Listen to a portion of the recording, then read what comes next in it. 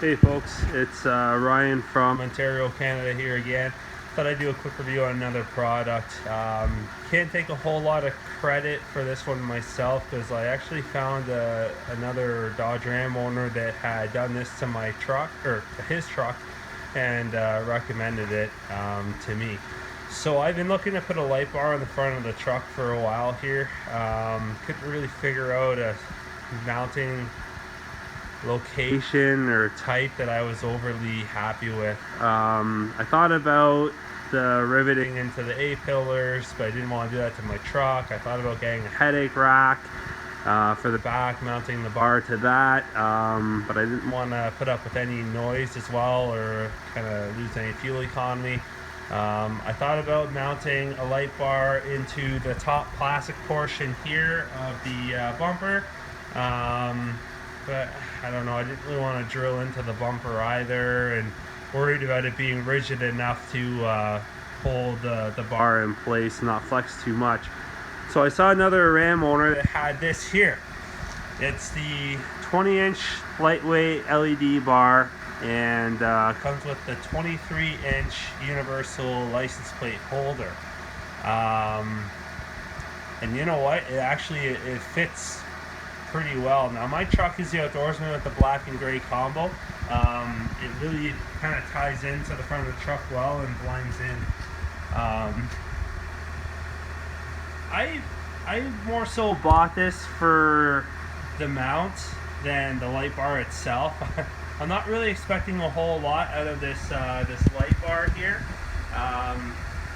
The whole package in total, I think, was less than $60. Don't quote me on that, but I think it was less than $60. I think these brackets themselves go for about $26 or $30 Canadian. So that means this light bar is only about $20 in total. To me, I just probably could have found a better way to spend 20 bucks, like on beer or something, but I thought, you know what, I might as well just jump on it too, and we'll see what the light bar can do. Now, like I said, this light bar is very low quality. When I first got it, it had something rattling inside of it, and curiosity got the best of me, so I undid these screws on the side here, and I actually had one of these, I heard someone refer to these as grub screws.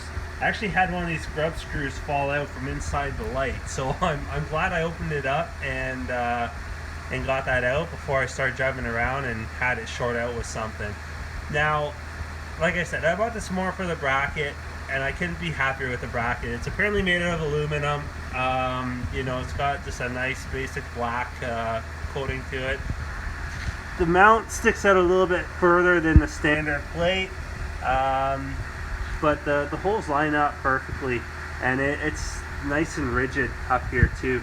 You can see the light bar mounts into the bottom here, so beware if you're buying this bracket, unless you plan on drilling down into the top. If you get a light bar that has the feet coming out the side, you'll have to drill down the top. And this is a 20-inch light bar, and you can see it pretty much eats up all the real estate.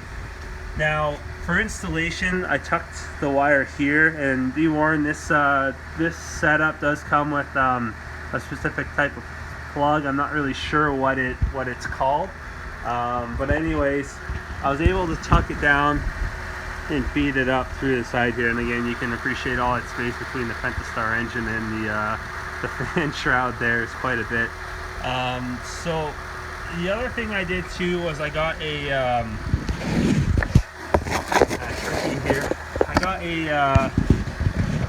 fuse tap in here. Drilled a little hole in the side of my box, poked the wire out the side, so it should be nice and waterproof. And again, this is only a little 5-amp fuse. Now this is purely just to get power to my switch, which then will energize the relay. You see I put right here. Once you energize that relay, it will close the switch inside the relay, and then that's where this bad boy comes into play. That mount right to the battery there, runs into the relay, and then it dumps the power straight down to the light bar. For all my grounds, I just tied into the existing ground right here. It was already inside the truck. So switch wise, guys, I honestly don't know what I'm going to do for a switch yet.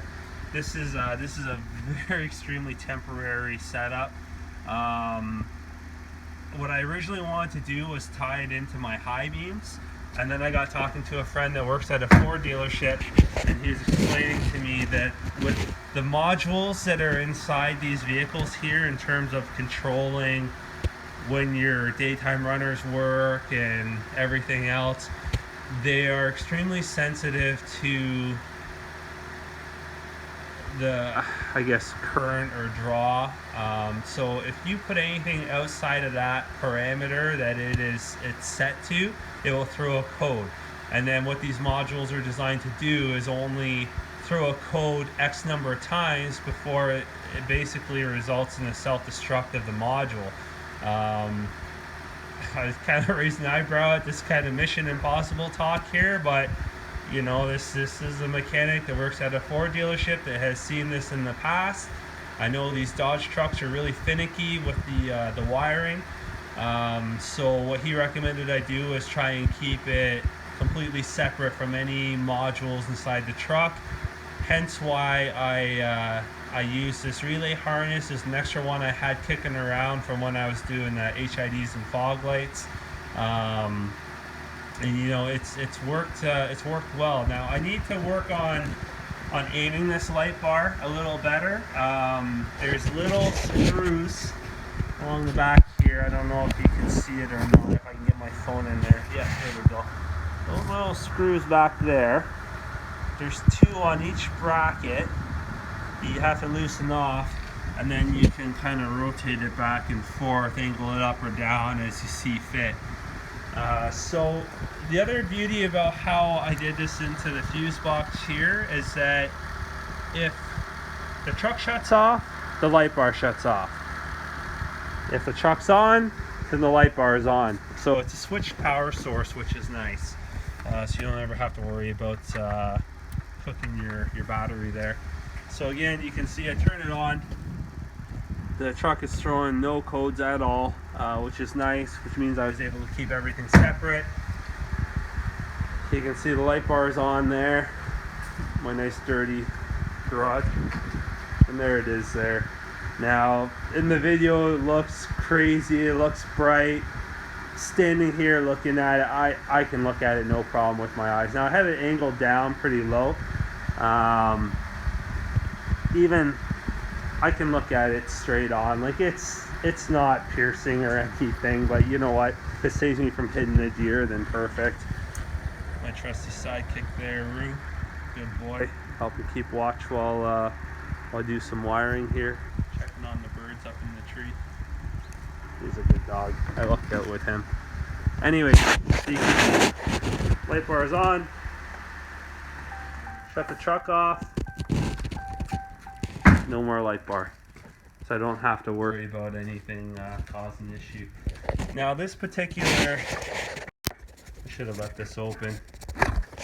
This particular guy here that I tapped into, when you look into the top, you can see what everything is, and I think that particular one was F65, which is says a spare. So I'm not sure why there was a 10 amp fuse in that spare, what it's being used for in the truck, but my particular truck I had that option.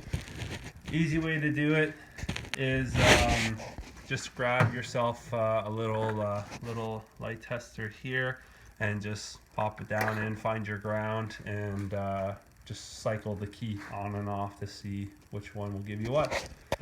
So again, another review on a product that there doesn't seem to be a whole lot of information on.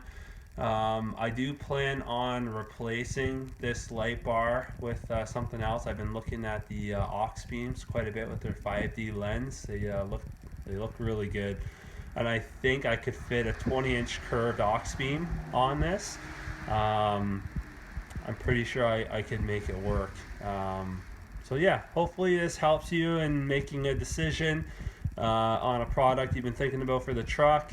I plan on waiting a little bit before I buy the aux beam, which was why I just grabbed this cheap little light bar right now. Even if it just lasts a year or something like that, I'll be over the moon about it.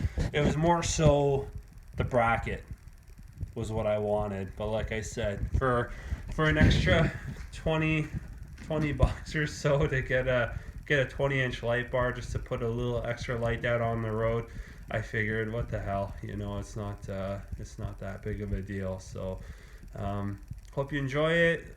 Throw lots of comments down the bottom. I do my best to answer all the comments, any questions that people have. I am not a wiring guru by any means. A lot of this information that I gave you, I stole from other videos on YouTube, just doing research. Aside from that fuse tap and figuring out the fuse panel. So my dad's an electrician, and he gave me a little hand with that. Cheers.